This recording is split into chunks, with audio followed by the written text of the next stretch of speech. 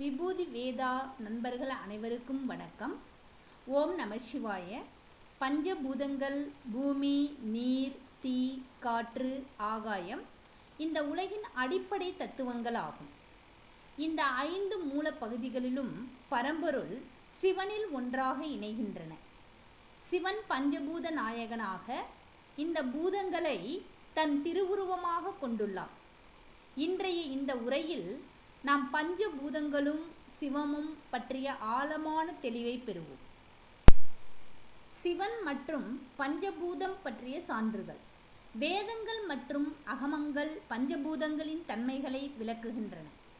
சிவன் பஞ்சபூத நாயகன் என தில்லை நடராசர் உருவில் விளங்குகிறார்.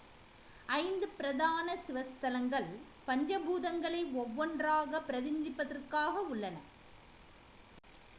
5 முக்கிய சிவஸ்தலங்கள். அதில் முதலாவது காஞ்சிபுரம் ஏகாம்பரநாதர் கோவில். இதனை குறிக்கும் பூதம் நிலம். லிங்கத்தின் பெயர் பிருத்திவிலிங்கம் அல்லது மணல் லிங்கம். இந்த கோவில் அமைந்துள்ள இடம் காஞ்சிபுரம். இரண்டாவது திருவண்ணாமலை அருணாச்சலேஸ்வரர் கோவில். இதனை குறிக்கும் பூதம் நெருப்பு. லிங்கத்தின் பெயர் அக்னிலிங்கம் அல்லது ஜோதிலிங்கம். இந்த கோவில் அமைந்துள்ள இடம் திருவண்ணாமலை. மூன்றாவது திருவானைக்காவல் ஜம்புகேஸ்வரர் கோவில். இதனை குறிக்கும் பூதம் நீர். லிங்கத்தின் பெயர் அப்புலிங்கம் அல்லது ஜம்புலிங்கம். இந்த கோவில் அமைந்துள்ள இடம் திருச்சி. நான்காவது சிதம்பரம் நடராசர் கோவில்.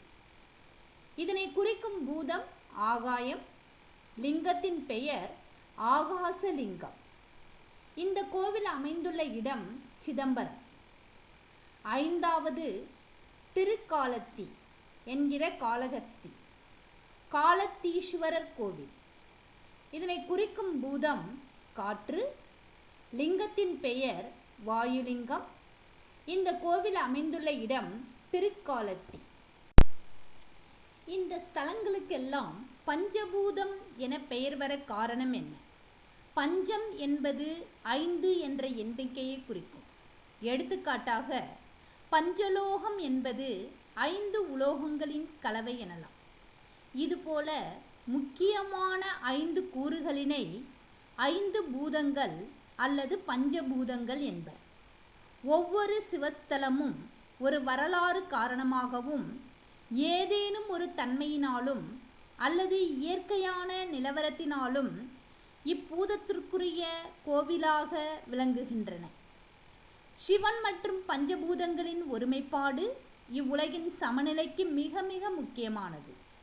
நாம் இந்த 5 மூல தத்துவங்களை புரிந்து சிவபக்தியுடன் வாழ்ந்து கொண்டே போனால் ஆன்மீக முன்னேற்றத்திற்கான பாதை நம்மில் வெளிப்படும். ஓம் நம சிவாய.